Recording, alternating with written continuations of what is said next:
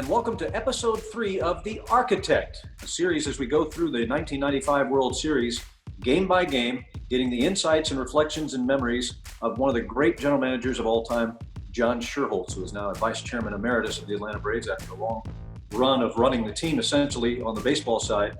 And John, you arrive in Cleveland. Weather's a lot different there than it was in Atlanta. You had a day off. I'm assuming you guys went and worked out on the day off. Take us through the schedule as you get ready for Game 3 in Cleveland. We did that day. It was, probably not a tough workout, but it was get out there on the field, play some catch, take some batting practice, have some guys throw some bullpens to keep doing the things that you do during the season. But it was nasty cold. The wind, not only the temperature was cold, but the wind was biting, and it was tough. And as it was when we came back the next day to play the third game of that series. And so, but it acclimated our guys a bit to what that was going to be like. And it was good, I think, to get exposed to that. And pitching tonight for the Braves, number 29, John Smoltz. So John Smoltz is on the mound for Game 3 for the Braves, which is always a good thing. But he didn't really have his best outing. He was knocked out in the third inning, which is, as we all know, highly unusual. Again, you've got the Indians with all their bats and all their offense, and they're in their home, and they've got their crowd behind them. It's a sellout crowd at Jacobs Field. And, there's no shame in giving up some runs to the Cleveland Indians. That said, Braves fall behind, and it was a cold night. Seeing Smoltz walking off the mound so early, could the wind and the trash blowing and the 29 wind chill factor with 49 degrees overall in Cleveland, could that have affected him, you think? Or just one of those days? If it didn't affect him, he was inhuman, I should say, because it was nasty and it was uncomfortable for those of us bundled up with all of the winter clothes we brought with us, hats and scarves and gloves and such. It was difficult to concentrate on that game. And I'm sure the players would never admit this, but it would be difficult for them to do their job the way they have done it before. In Atlanta, the temperature is very tepid. It's very nice and very mild. And in Cleveland, it was the opposite of that. And I can see a pitcher standing on the mound with a ball in his hand, feeling for the stitches and feeling the slickness of the hide of the ball, maybe not feeling as comfortable mentally that he's going to be able to do with each pitch what he wants to do with it. And once that uncertainty is locked in there, it's tough to get rid of it. With John Smoltz coming out of the game so early, did that have any impact on considerations for future pitching plans in that series?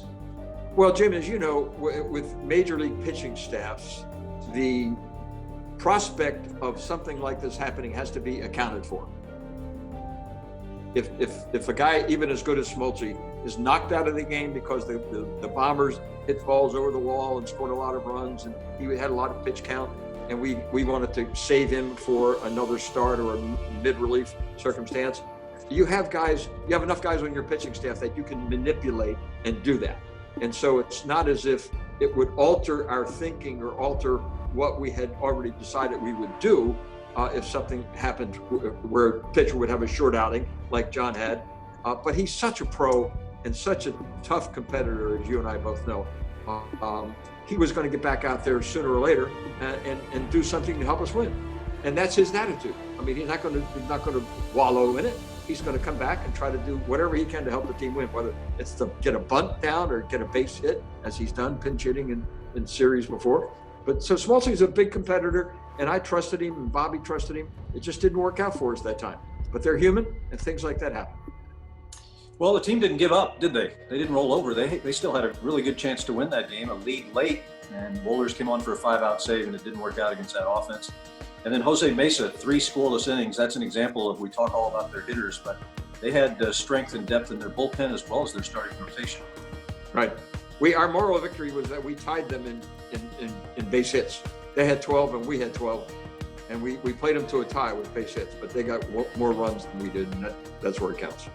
Alejandro Pena, an acquisition on the 31st of August, and here he is. He worked an inning in that game, and he gave up the run and suffered the loss. That's the only run he gave up in 7 postseason appearances.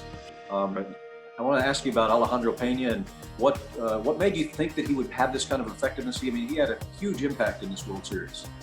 What made me think that he would have an impact and help our team win and get into the World Series and hopefully win a World Series were the scouting reports that came to me from the Major League scouts that were out advancing our team and advancing other teams in Major League Baseball.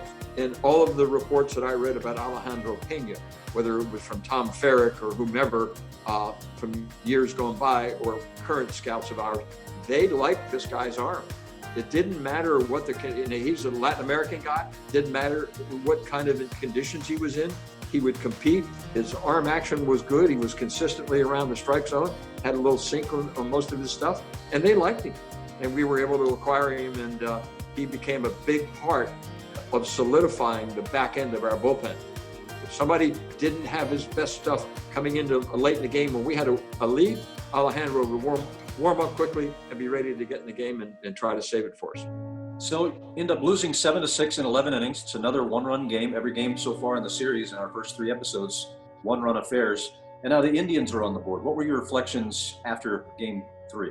Well, I quite honestly didn't think we'd shut them out of a win. I thought they would probably battle hard enough and they were capable enough and had won 100 games throughout their regular season. So that's a tough team. So you have to give them credit. You have to say, these guys are tough. And if we lighten up a little bit or we don't deliver the goods to the extent that we need to, they're going to take advantage of it like we've done for them in the first 2 games. They were able to do that to us with this game. So Game 3 is behind us.